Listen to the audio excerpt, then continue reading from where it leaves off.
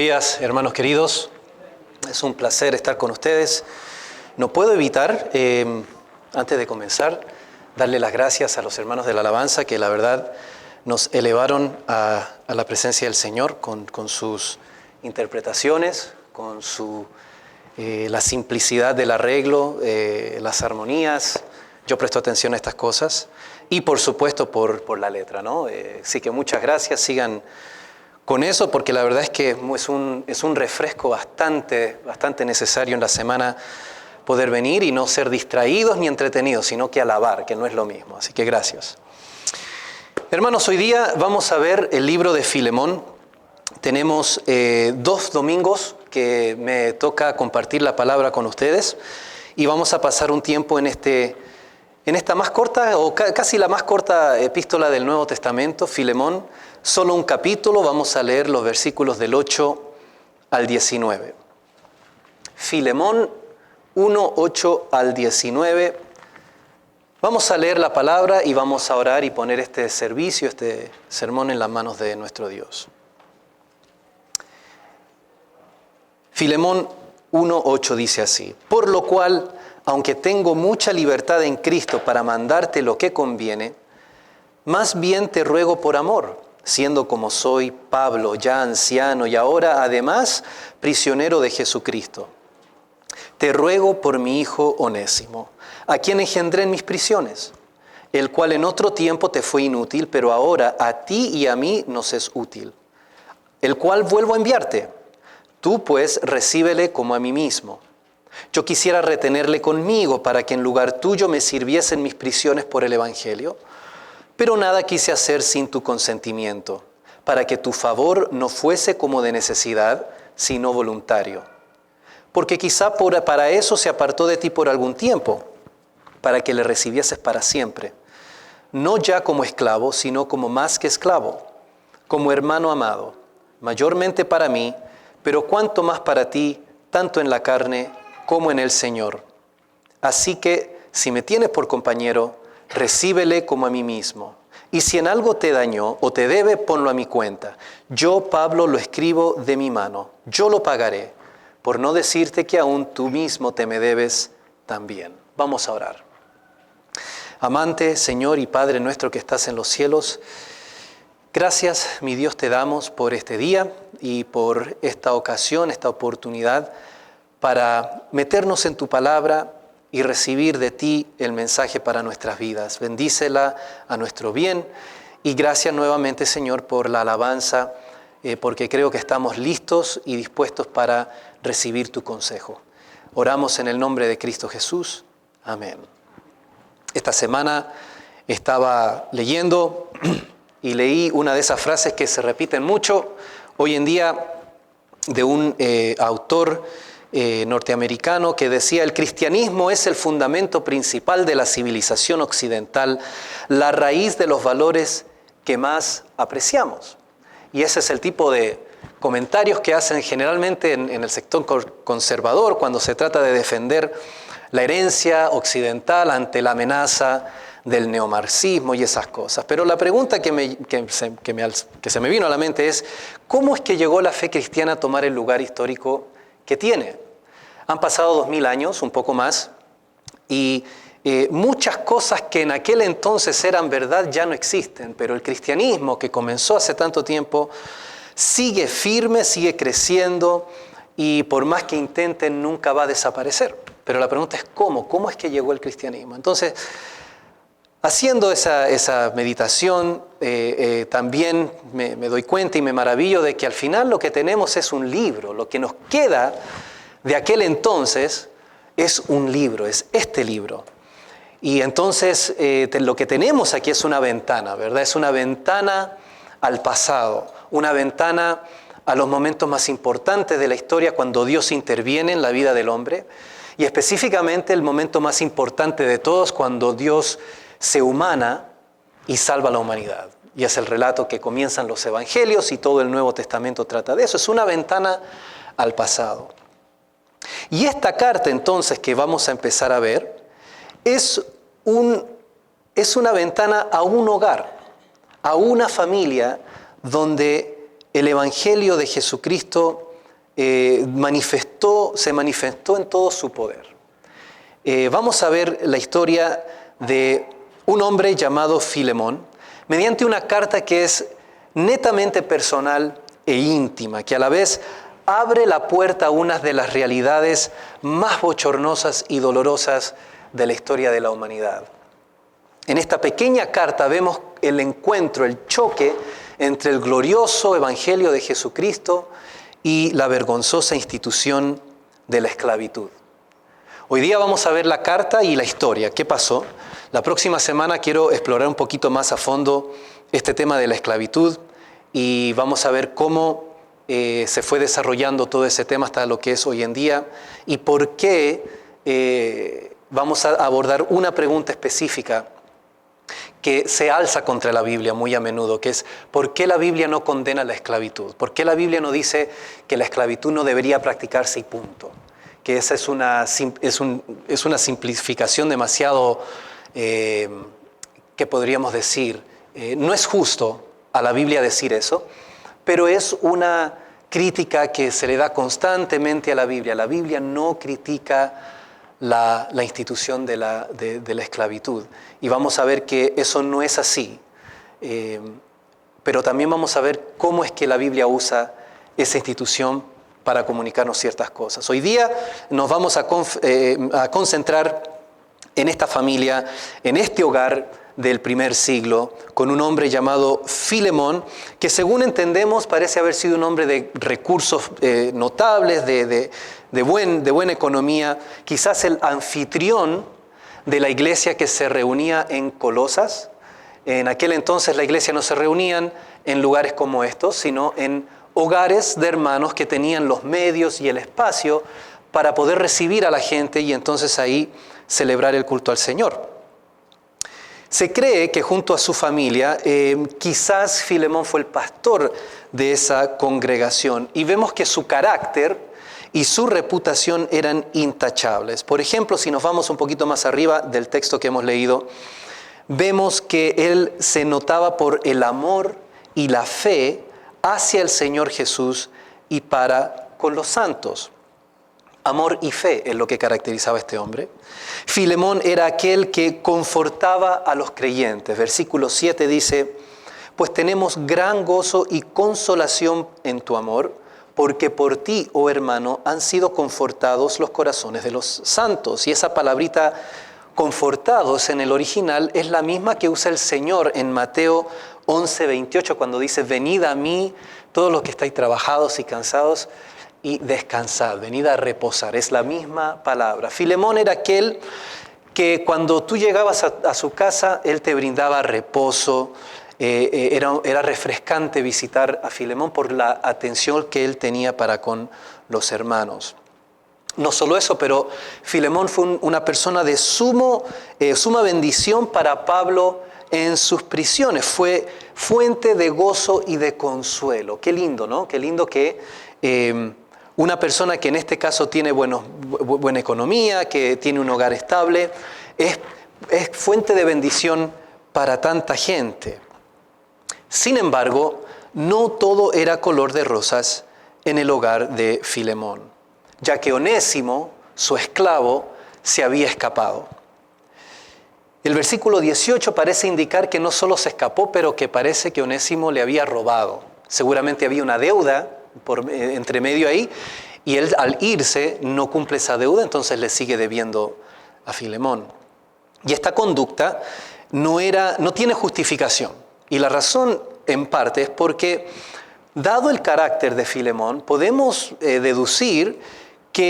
podemos asumir que él era obediente a la enseñanza de Pablo con respecto al trato por parte de los amos a sus esclavos. Colosenses 4:1 dice, amos, haced lo que es justo y recto con vuestros siervos, sabiendo que también vosotros tenéis un amo en los cielos. Y esta carta, escrita a la iglesia en Colosas, seguramente era la iglesia que estaba en casa de Filemón. En Efesios 6:9 nos va a decir Pablo, y vosotros, amos, haced con ellos lo mismo, dejando las amenazas, sabiendo que el Señor de ellos y vuestro está en los cielos, y que para Él no hay acepción de personas. Una de las cosas que hace Pablo, que hace el Evangelio, es igualar a las personas. Tú puedes ser amo, tú puedes ser esclavo, pero delante de Dios somos todos iguales. Y tanto el amo como el esclavo tienen un Señor a quien deben obedecer, que está en los cielos. Así que Filemón, es muy difícil pensar que trataba mal a Onésimo como para que éste se escapase. Pero de todas formas este hombre se va, se escapa y lo que entonces nos tenemos que hacer la pregunta, bueno, pero ¿cómo era la situación del esclavo en aquel entonces? Así que les doy un par de datos para que vayamos haciendo una idea de la esclavitud en los tiempos de Pablo. En primer lugar, la esclavitud era una institución importantísima e incluso fundamental para la economía romana. Entonces, no simplemente debe verse el aspecto moral, sino que el aspecto social y en este caso económico. Todo lo que es la labor y la labor barata se manejaba a través de la esclavitud. Era un asunto que no simplemente se podía abolir porque iba a causar muchísimo más caos en la economía en aquel entonces. Hasta un 40% nos dicen de la población del imperio eran esclavos. Eso es aproximadamente 2 a 3 millones de personas en Italia a finales del primer siglo. Eso es bastante gente, es casi el 50% eran esclavos. El estándar de vida entre los esclavos variaba enormemente por la amplia variedad de funciones que cumplían. Tenemos esclavos que eran médicos, contadores, maestros, artistas, mayordomos e incluso esclavos en las peores de las tareas, trabajando como mineros o en excavaciones y ese tipo de cosas. Así que habían esclavos por todas partes y no todos los esclavos eran iguales. Se practicaba lo que se conoce como el nexum o la esclavitud por deuda, lo cual no era mal visto. Una situación en la cual yo hago un trato con una persona, se me presta un dinero, pero por X motivo no logro pagarlo. Entonces, lo que hago es someterme a esclavitud para pagar mi deuda durante un tiempo a esta persona que me hizo el favor. Eso es algo que se practicaba en aquel entonces y muchas personas estaban haciendo eso. O por ejemplo, daba a mi hijo para que sirviera como esclavo en la casa de la persona que me dio el dinero. De nuevo, no es algo que haríamos hoy en día, lógicamente, pero vemos que es una transacción legal, que no es simplemente lo que tenemos muchas veces en la mente con lo que pasó en la esclavitud de hombres y mujeres del África, ¿no? Que es lo que generalmente pensamos cuando hablamos de la esclavitud. La libertad se podía comprar. Un esclavo podía trabajar y amontonar dinero y comprar su libertad, aunque si uno estaba en una situación con un amo que era bondadoso y que tenía muchos recursos, no tenía sentido la libertad, porque habían muchos hombres libres, ciudadanos romanos empobrecidos que vivían en peores condiciones que un esclavo. Tenemos el caso, por ejemplo, en los evangelios del jornalero. Esta es la persona que trabaja al día a día y está buscando trabajo todos los días sin saber si va a tener empleo el día que sigue. En el caso del esclavo no es así.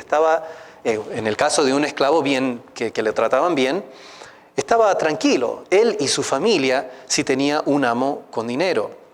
Era común para un amo enseñarle a su esclavo su oficio, por ejemplo, e incluso podían llegar a ser grandes amigos, o habían casos donde los amos adoptaban a los esclavos o al hijo mayor del esclavo y ya lo asumía como miembro de su familia en caso de que el amo no tuviera heredero y ese tipo de cosas. Así que vemos, de nuevo, algo bastante complejo. En el caso de esclavos que se fugaban, Roma lo prohibía estrictamente, severamente. Si uno acogía a un esclavo que se había fugado, también era penalizado y castigado severamente. Una fuente nos dice, cazadores de esclavos abundaban.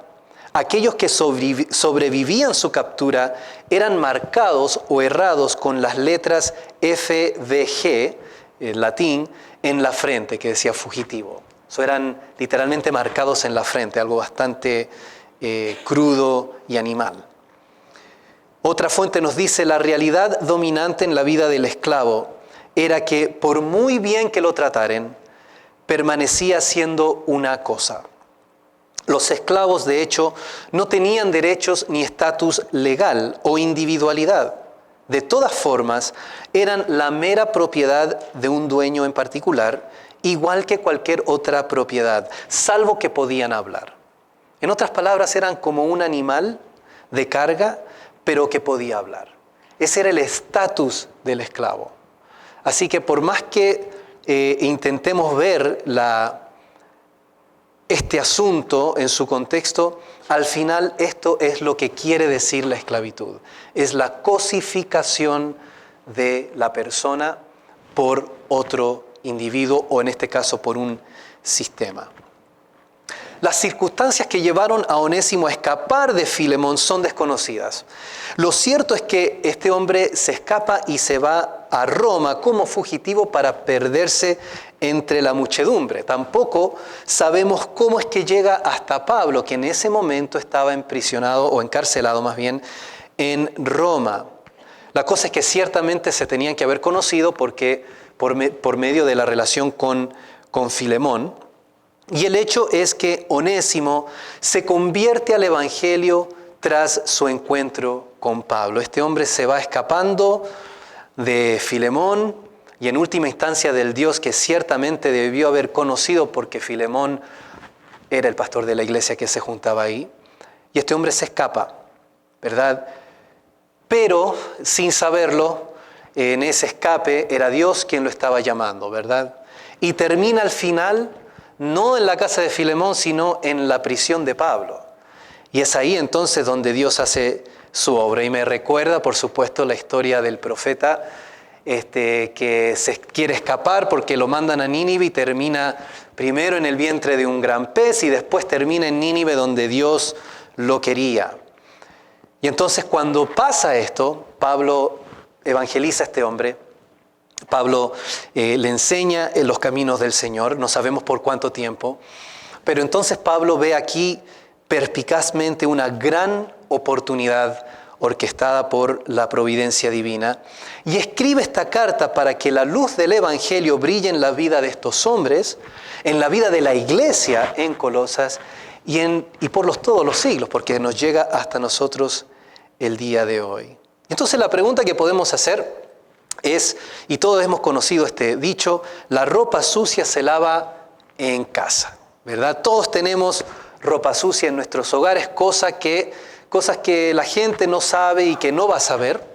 Y la pregunta es si somos capaces de ver el potencial en estos problemas para que brille la gloria de Dios. Es posible que en tu vida haya un Onésimo o que tú estés en el caso de Onésimo y uno no sabe cómo es que esto se va a resolver. Problemas de desacuerdo y peleas entre las familias, entre los familiares, a los cuales la verdad uno no le ve solución. Pero debemos ser prudentes y confiar en que Dios puede, en medio de las cosas, por muy malas que se vean, obrar para su gloria y cambiar las cosas para Él glorificar su nombre, ¿verdad? Cuando entramos entonces a nuestro pasaje, hay una cosa que Pablo está haciendo en efecto. En el versículo 9 está la palabrita que nos va a servir como para organizar las ideas, y es que Pablo está rogando. Él escribe esta epístola rogando. Más bien te ruego por amor, dice, y después va a repetir la misma palabra. En el original esta palabra es parakaleo y quiere decir llamar o invocar al lado de uno. Tiene muchas traducciones, puede ser exhortar, amonestar, consolar, animar, confortar, instruir. Se traduce de todas esas formas, depende del contexto. En este caso no se trata de un ruego de necesidad, como que Pablo estuviera pidiendo algo porque le hace falta. Es más bien el ruego de ánimo, el ruego de tratando de urgir a la persona. Te ruego que me hagas caso en esto. Es cuando encaramos una situación importante, una situación delicada y vemos que la persona a quien estamos aconsejando necesita hacer algo. Y queremos hacerle énfasis a esa persona de que nos haga caso y le decimos, te ruego que hagas lo que te pido. Es ese tipo de ruego y es una palabra muy común que Pablo usa para dirigirse a los hermanos. Es la forma del apóstol de suavizar su autoridad, porque es el apóstol, y no imponer su voluntad sobre los demás, sino tratar de convencer a la gente para que ellos hagan lo que Él está mandando, porque Él es enviado de Dios. En Romanos 12:1 dice, os ruego por las misericordias de Dios, y etcétera. Lo mismo con Efesios 4:1, una palabra que usa Pablo mucho. Así que Él va a hacer tres cosas. Pablo está rogando a Filemón, está rogando por Onésimo y está rogando en el nombre de Jesucristo. Rogando a Filemón, versículos 8 y 9. Lo primero que notamos es que teniendo autoridad para mandar a Filemón, Pablo escoge no usarla. Y la pregunta es, ¿por qué? Versículo 14 va a decir, para que tu favor no fuese como de necesidad, sino voluntario. Y aquí la palabra, es interesante ver las cosas en el lenguaje original porque nos permite hacer conexiones que en la traducción se pierden. Esa palabra, para que tu favor, es la misma que se usa en el versículo 6 y se traduce todo el bien. ¿Ok? Entonces, el versículo 6 dice, para que la participación de tu fe sea eficaz en el conocimiento de todo el bien que está en vosotros por Cristo Jesús. La misma palabra se usa en el versículo 14. Así que podríamos decir, Pablo está diciendo, pero nada quise hacer sin tu consentimiento, para que todo tu bien no fuese como de necesidad, sino voluntario. Ahora, ¿cómo entendemos esto de todo el bien? Lo que Pablo está haciendo es que él no está buscando mera obediencia por obligación. Tienes que hacer esto porque yo te lo digo. Es así como uno cría a los chicos cuando son pequeños porque no entienden. No hagas esto porque yo te lo digo y se acabó. En este caso no ese es el tipo de obediencia que Pablo quiere de Filemón. Lo que Pablo quiere es que se manifieste todo el bien que está en él y que está en los creyentes, porque dice en el versículo 6, todo el bien que está en vosotros, le está hablando en plural. Aquel amor, aquella fe que caracterizaban a Filemón, ¿verdad? Porque eso es lo que nos dice el texto, tenía que demostrarse de forma voluntaria y libre en la situación con Onésimo. Tenía que salir a la luz todo el bien que había ya en Filemón, específicamente en este asunto con Onésimo. Dicho de otra forma, Pablo buscaba que la gloriosa obra de Dios en el corazón de Filemón diera fruto, que la ley escrita en su interior produjera el tipo de amor cristiano necesario para resolver este conflicto, porque era algo grave. Esta es la verdadera obediencia evangélica, la verdadera obediencia bíblica.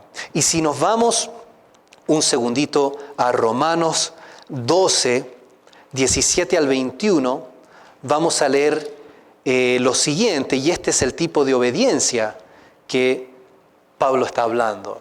Dice así, no paguéis a nadie mal por mal, procurad lo bueno delante de todos los hombres.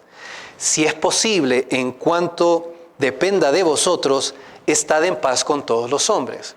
Y apliquemos estas cosas a la situación de Filemón con Onésimo, ¿ok? No os venguéis vosotros mismos, amados, sino dejad lugar a la ira de Dios, porque escrito está, mía es la venganza, yo pagaré, dice el Señor. Un paréntesis acá, la razón por la cual debemos dejarle la venganza a Dios es porque solo Él es justo para que no se le pase la mano. Él va a dar a cada uno lo que corresponde sin la forma generalmente emocional en la cual nosotros actuamos cuando buscamos la venganza, lo cual no debemos hacer. Así que si tu enemigo tuviere hambre, dale de comer. Si tuviere sed, dale de beber. Pues haciendo esto, ascuas de fuego amontonarás sobre su cabeza. Y aquí viene la clave, no seas vencido de lo malo, sino vence con el bien el mal. ¿Cuál bien? El bien del Evangelio que ya está en nosotros si es que somos creyentes. Tenemos las armas para vencer el mal con el bien y para no recurrir a las armas del mundo. Eso es lo que está diciendo Pablo y en este caso entonces lo quiere aplicar a esta situación. Pensando en esta cosa, en este asunto de la obediencia, la pregunta de nuevo me asaltó y dijo, bueno, ¿quién es el ejemplo máximo y supremo de la obediencia? Y siempre que hacemos esa pregunta, es como la pregunta de escuela dominical. ¿Quién es el modelo de cualquier cosa? Siempre la respuesta va a ser Jesucristo. Pero entonces, ¿cómo es que Jesucristo aprende obediencia? Y ahí es donde saltamos entonces a Hebreos 5, 7 al 9, donde dice, y aunque era hijo, por lo que padeció, aprendió la obediencia. ¿Cómo es que Jesús aprende la obediencia? Cristo es quien ejemplifica la obediencia, lógicamente. Pero la relación de Dios con la ley no es la misma y es fundamentalmente diferente a la de la criatura. La ley para Dios no es un código externo, no son reglas marcadas en tablas de piedra que Él debe seguir. No. La ley es más bien la expresión de su carácter santo y perfecto que fue codificada y revelada para nuestro beneficio. Cristo en su deidad no aprende la obediencia porque Él es la ley, ¿verdad? Y Él hace por naturaleza todo lo que la ley indica. Es obediente por naturaleza porque Él es la encarnación de la ley. ¿Ya? Por ejemplo, se nos dice que toda la ley se cumple en la regla del amor. Amarás a tu Dios y amarás a tu prójimo. Bueno, Cristo ama a Dios perfectamente y amó a su prójimo perfectamente. Cumple la ley en todas sus dimensiones, todo el tiempo de forma perfecta en su deidad. Tocante a su humanidad, Cristo aprende la obediencia no porque Él no tiene el conocimiento, porque tiene alguna deficiencia en el conocimiento de la ley o de la voluntad de Dios, no porque tiene que crecer en ese conocimiento, sino porque se necesita identificar con nosotros. Es otro el caso.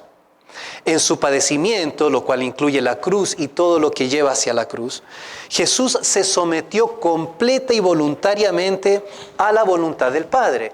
Eso es full obediencia. No para adquirir conocimiento de dicha voluntad ni para ganar su favor, sino para llegar a ser, como dice Hebreos, autor de eterna salvación. En otras palabras, Pablo lo que está haciendo y por lo cual ora es para que se manifieste el carácter de Cristo en Filemón. Aquel carácter que no necesita que le obliguen y que lo presionen, que lo convenzan a hacer el bien porque emana de su misma naturaleza, ¿verdad? Y entonces lo que Pablo va a hacer es, sin imponer, sin decirle tienes que hacer esto, él trata de evocar ese carácter de Filemón y por extensión de todos nosotros. Es el padre que trata de aconsejar y hacer pensar a su hijo para que actúe como él sabe que debe actuar, porque el bien está en la persona, está en el creyente. Es así como Dios nos trata. La ley está ahí para que sepamos en blanco y negro cuál es la voluntad de Dios en ciertas cosas. Pero cuando viene el Evangelio, lo que Dios está haciendo es rogándonos a que nos pongamos las pilas y actuemos como lo que verdaderamente somos en Cristo y no sigamos los patrones del mundo. Rogando a Filemón. Segundo, rogando por Onésimo.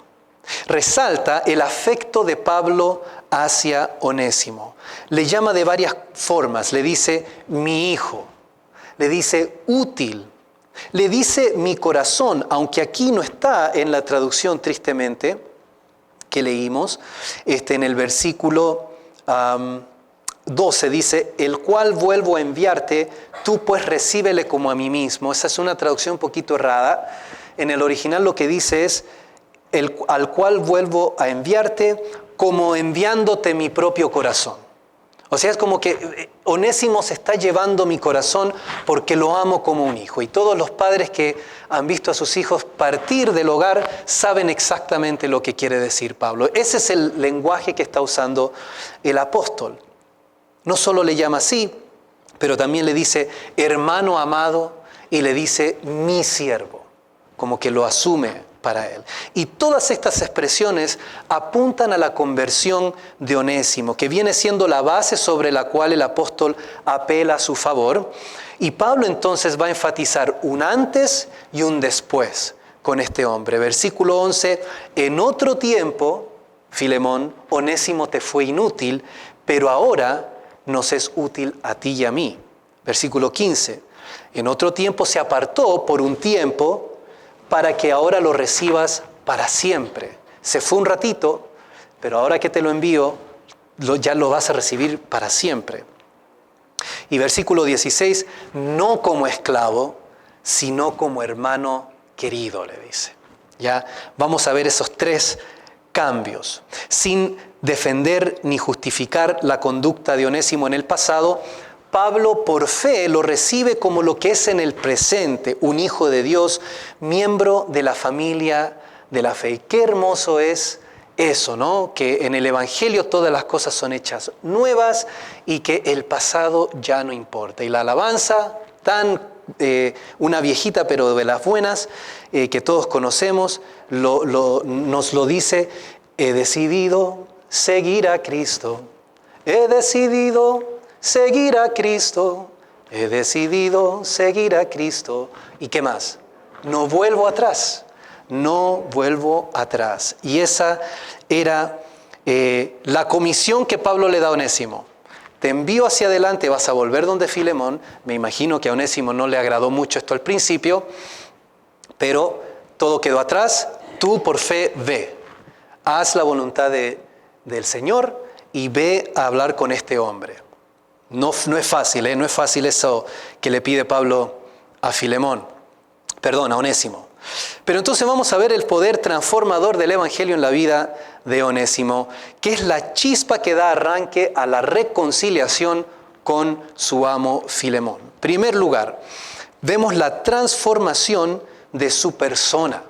Pablo dice, hablando de Onésimo, a quien engendré. No dice a quien aconsejé, a quien guié o a quien instruí. No, a quien engendré. Es una nueva persona. Es el Onésimo que tocó la puerta de Filemón cuando regresó, no era el mismo que el que se fue. Y ese es el punto, es una transformación de su persona.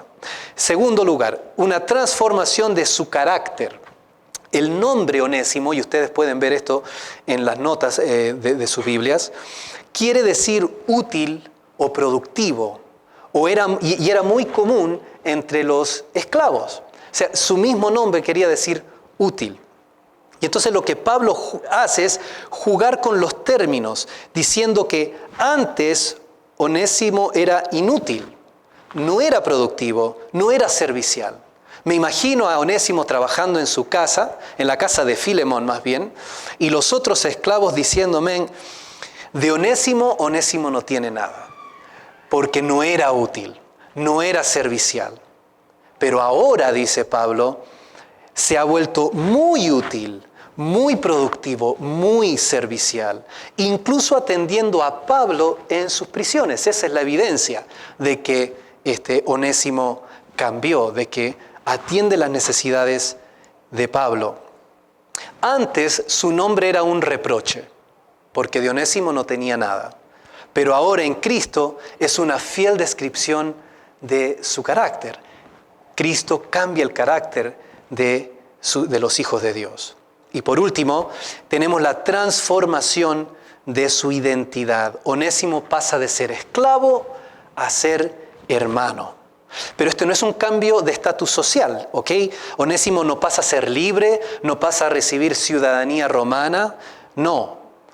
Ante los hombres, Onésimo sigue siendo un esclavo, pero para Pablo, para Filemón, para la iglesia y más importantemente para Dios, Onésimo es un hermano. Onésimo deja de ser el esclavo. Que trabaja y se desempeña en su rol cotidiano como esclavo es otra cosa, pero su identidad es la de un hijo de Dios. Y aquí es donde tenemos que pausar y hacernos nosotros la pregunta: ¿qué es lo que nos identifica en nuestros corazones? ¿Cómo nos vemos nosotros mismos? Y después, cómo nos ven los demás. Porque tristemente, estábamos hablando con un hermano de esto no hace mucho, nos cuesta desligarnos de aquellas cosas que nos identificaron en el mundo. Los vicios, los malos hábitos, las malas juntas, todas aquellas cosas que en Cristo ya no tienen nada que ver con nosotros. A veces nos tienen atados, a veces no las queremos dejar, y a veces nos convencemos de que no es tan malo. Antes quizás me emborrachaba, ahora tomo un poquito. Pero no te engañes. El hecho es que esas cosas ya no tienen lugar en la vida del cristiano. Somos llamados, para tomar ese ejemplo, a ser sobrios. Punto. Es claro, blanco y negro, sed sobrios. No permitas que nada altere tu manera de pensar y de ver las cosas. ¿Por qué? Porque eres cristiano. Y porque tú debes estar listo para presentar el Evangelio cuando se te llame a hacerlo. Y porque nada de eso te identifica con Cristo. Cristo no hizo esas cosas, ¿verdad? ¿Qué es lo que nos identifica? Pregunta para que cada uno se la haga delante del Señor. Ahora, pasa de ser esclavo a ser hermano, pero no cualquier tipo de hermano. Dice hermano amado. ¿Ok? O sea, no es simplemente un cambio de título. Una palabra que se usa en la iglesia, hermano aquí, hermana acá. No, es el vínculo lo que importa, es el amor. No es un mero título que se usa dentro de la iglesia, es un vínculo cuya raíz es el amor.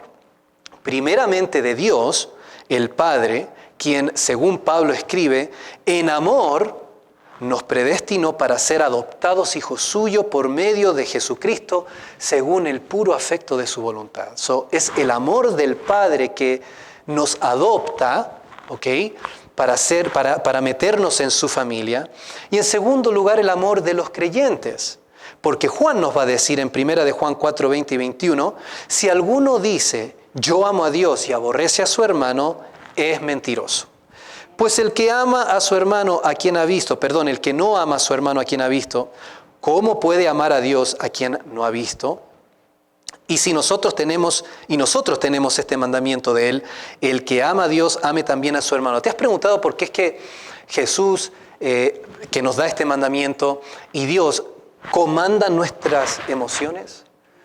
O sea, Dios nos manda a amar al hermano, esposos, amad a vuestras esposas. Él comanda el corazón. Y uno dice, bueno, pero es que uno no puede obligar al corazón a sentir cierta cosa. No es eso lo que está pasando. Lo que está pasando es lo que estamos hablando. Dios está evocando de ti lo que ya está presente. Si es que eres su hijo y tienes a su Santo Espíritu. El amor está ahí. Es cosa de que tú te ejercites en ese amor para con el hermano y para con todas las personas, y de esa forma revelar que eres un verdadero cristiano. Pablo añade, tanto en la carne como en el Señor. Ya no es esclavo, Filemón, ahora lo tienes que recibir como hermano amado, pero entonces añade esto, y es clave, tanto en la carne como en el Señor. Y lo que a mí, esta es mi opinión, con esto yo pienso que lo que Pablo le está indicando a Filemón es ponlo en libertad, porque eso es lo que haría un hermano. Es así de simple. Si yo puedo poner a este hombre en libertad, siendo mi hermano, por supuesto que lo voy a hacer. No lo dice directamente porque es un lío hacerlo, pero lo dice de esta forma mucho más profunda. Tanto en la carne como en el Señor, Él es tu hermano. No es que va a ser. Él ya lo es. El cambio de identidad debía manifestarse en la práctica, no es un asunto teórico. Especialmente siendo que Onésimo le pertenecía en la carne a Filemón. Por eso es que Pablo se lo envía, porque está respetando esas normas, por muy malas que sean, las respeta porque es a través del bien que vencemos el mal.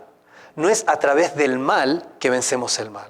Entonces Pablo muy sabiamente se lo envía a Filemón y le dice, ahora lo tienes que recibir como hermano. Aun si no lo liberas de forma legal, lo tienes que tratar como hermano, lo cual quiere decir que lo tienes que tratar como un hombre libre delante de Dios de todas formas. Segunda de Corintios 5:17, Si vamos allá un segundito, 2 Corintios 5, 17, nos va a decir lo siguiente, un verso bien conocido. De modo que si alguno está en Cristo, nueva criatura es, todas las cosas viejas pasaron, y he aquí, todas son hechas nuevas.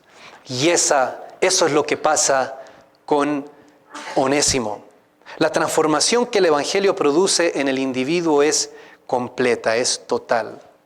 Esto resulta por necesidad en vínculos y relaciones ya no gobernadas por las normas socioculturales, sino por la unidad del Espíritu. Y aquí hay algo implícito que de nuevo debemos tomar en cuenta. Si Dios nos ha transformado de tal manera que ya nuestra persona, nuestro carácter y nuestra identidad no son la misma, ¿crees tú que sea posible mantener las mismas relaciones que tenías siendo el viejo hombre? ¿O tiene más sentido que tras tu conversión y transformación vengan nuevas relaciones que se acoplen con esa nueva identidad, con ese nuevo carácter, con esa nueva persona?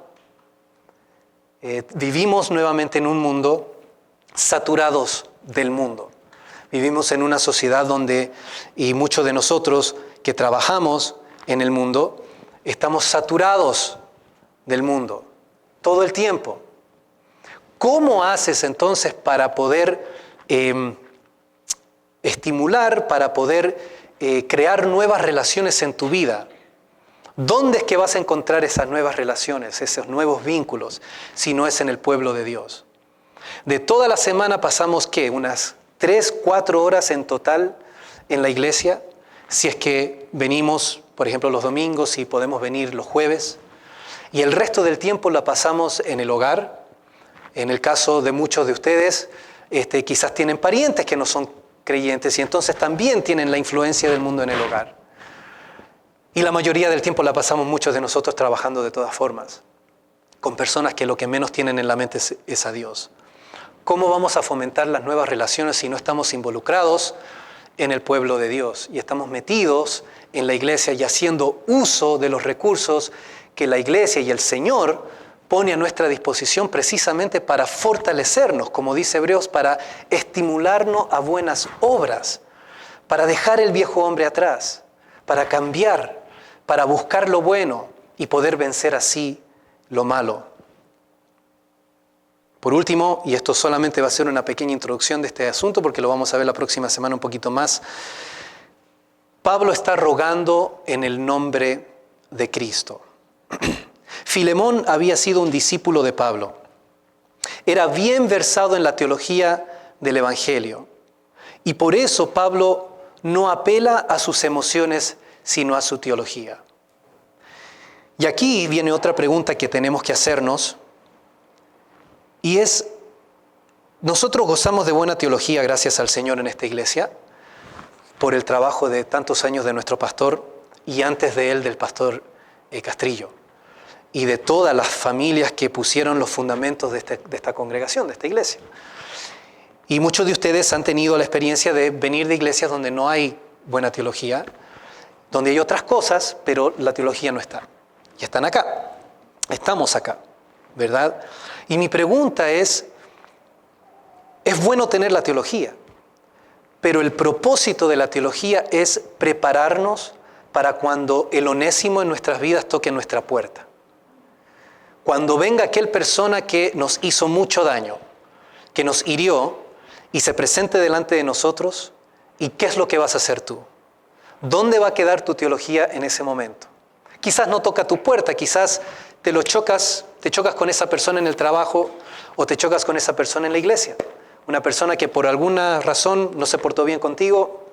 ¿Y qué vas a hacer cuando esa persona se te ponga cara a cara? ¿Le vas a virar el rostro? ¿Vas a hacerte como que no lo ves? ¿Lo vas a ignorar? Quizás te sientes incómodo o incómoda. ¿Qué vas a hacer con esa teología? Porque el punto de la teología es producir el carácter de Cristo, que es lo que estamos hablando. Y entonces Filemón, siendo que era una persona bien versada en su teología. La expectativa de Pablo es que yo sé que tú vas a hacer lo correcto, pero aún te envío esta carta para darte ese empujoncito porque sé que no es fácil, porque sé que el pecado está en nosotros y porque sé que el enemigo siempre está ahí estorbando, ¿verdad? Te envío esta carta para que te prepares. Así que Onésimo llega, pero llega con esa carta en mano. Y lo más probable es que Onésimo, antes de hablar una sola palabra, le pasa la carta a Filemón. Y entonces Filemón la lee, y esto es lo que Pablo en última instancia le dice, versículo 15. Piensa un poco, Filemón, porque quizás por esto Onésimo fue apartado de ti. El verso 15 dice, quizás para esto se apartó de ti, pero en el original está en voz pasiva. Y la traducción mejor es, fue apartado de ti. Y lo que está haciendo Pablo es colocando la acción no en Onésimo, sino en Dios. Quizás por eso Dios permitió que esto pasara y lo apartó de ti.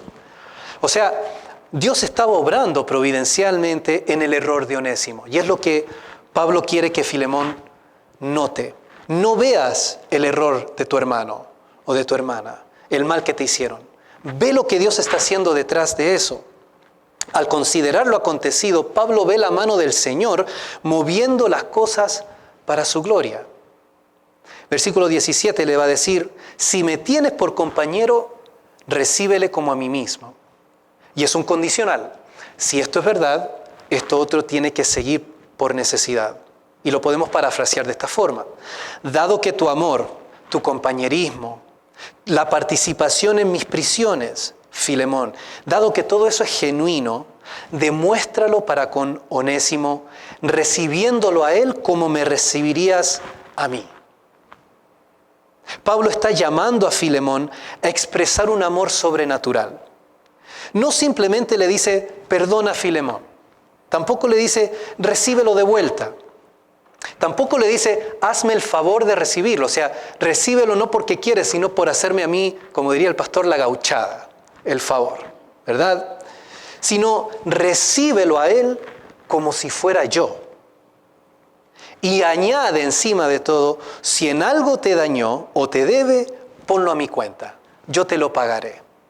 Pablo se ofrece a restituirle, a Filemón los daños causados por Onésimo. Y entonces ahí vemos, cuando damos un paso hacia atrás, lo que Pablo está haciendo. Lo que Pablo está haciendo es modelando la obra de Cristo, intercediendo delante de Filemón a favor de Onésimo. Pablo está encarcelado. Ese es el lugar donde Onésimo debería estar. Fácilmente Pablo pudo haber denunciado a Onésimo. Este es un esclavo fugitivo, yo estoy cumpliendo con mi deber social y este hombre debería estar encarcelado. Pero no, Pablo es el que está en la cárcel, ¿verdad? Ese es el lugar que le corresponde por ley a Onésimo por el crimen que cometió. Pero Pablo entonces lo envía de vuelta a Filemón y asume todos los cargos o todos los daños cometidos en su contra. Es como que si Pablo dice, ok, yo me quedo en la cárcel, yo pago los daños, Onésimo, tú vuelve. Te envío esta carta y ustedes dos reconcíliense, yo me las arreglo aquí. ¿Se fijan? Entonces, él está dramatizando la obra de Cristo a nuestro favor. Y es imposible no ver la obra de Cristo a favor del pecador arrepentido, dramatizada en toda esta situación. Después de todo, ¿quién es el que le dice al Padre, recíbelo a Él como a mí mismo? Yo pagué su cuenta, ¿verdad? Es en Colosenses 2, 13 al 14, donde Pablo va a escribir las siguientes palabras. No quiero errar en la cita, así que por eso lo leo. Colosenses 2, 13 al 14 dice, y a vosotros estando muertos en pecados y en la incircuncisión de vuestra carne, siendo culpables, siendo merecedores del peor castigo, a vosotros Cristo os dio vida juntamente con Él, perdonándoos todos los pecados, anulando el acta de los decretos que había contra nosotros, que nos era contraria, quitándola de en medio y clavándola en la cruz. Al que clavaron en la cruz fue a Jesús, no fue una lista de pecados, fue al Señor. Y Él toma nuestro lugar en la cruz para nosotros recibir el perdón del Padre. Por eso es que entonces Pablo intercede y de forma muy sutil dramatiza el Evangelio. Romanos 15, versículo 7, Pablo va a decir lo siguiente: por lo tanto, recibíos los unos a los otros, como también Cristo nos recibió para gloria del Padre. Eso es lo que tenía que hacer Filemón, es manifestar la obra del Evangelio en su vida. ¿Estamos listos, hermanos, para hacer eso? ¿Estamos listos para manifestar todo el bien que está en nosotros? Muchos cristianos, tristemente, hablan de reformar la sociedad, de cambiar las leyes, de tratar de alguna forma frenar toda la degeneración, todo el pecado que se ha apoderado, la corrupción de nuestros sistemas políticos. Quieren cambiar el mundo, pero no son capaces de manifestar la transformación del Evangelio en sus vidas, perdonando a la persona que lo ha dañado, ¿verdad? Es allí donde se ve la gloria de Dios. Las cosas simples las pueden hacer cualquiera.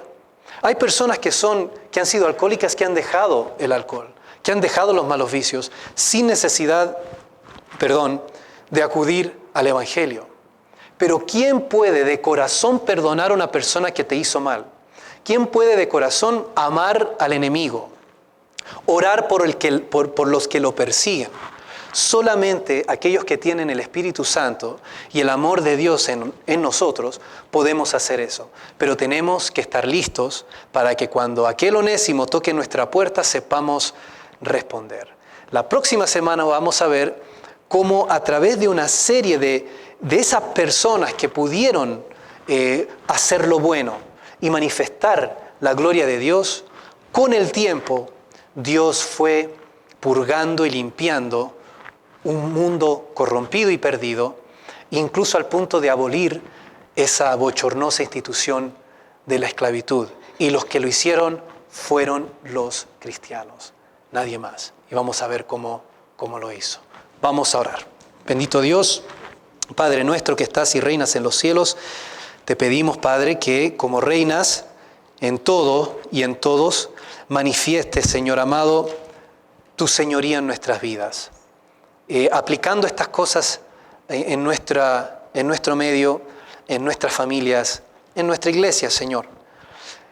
Ayúdanos a ser capaces, Señor, de perdonar, de dejar atrás, Señor, aquellas cosas que nos cargaban, que nos identificaban, y ahora poder manifestar aquel amor transformador de Cristo que ha transformado vidas, que ha transformado nuestros hogares, que ha transformado el mundo, pero que, Padre, siempre hay espacio para seguir y seguir creciendo en nuestro peregrinaje contigo, Señor. Ayúdanos, ayuda a tu iglesia, Padre, y glorifica tu nombre, porque te lo pedimos en el nombre de Cristo Jesús.